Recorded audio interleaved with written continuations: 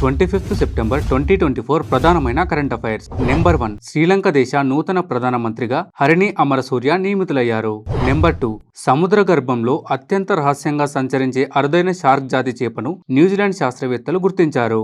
Number 3, ప్రముఖ నేపథ్య గాయని పి సుశీల కల్లెగ్నర్ నివైవు కలైతురై విత్తగర్ 2023 పురస్కారానికి ఎంపికైంది. నెంబర్ 4, 2024-25 ఆర్థిక సంవత్సరంలో భారత వృద్ధి రేటు 6.8% నమోదు కావచ్చని ఎస్ఎన్బి సంస్థ వెల్లడించింది. నెంబర్ 5, రామ్కో సిమెంట్స్ కు చెందిన జగ్గయ్యపేట ప్లాంటుకు ప్రతిష్టాత్మక ఎక్సలెంట్ ఎనర్జీ ఎఫిషియెంట్ యూనిట్ పురస్కారం దక్కింది.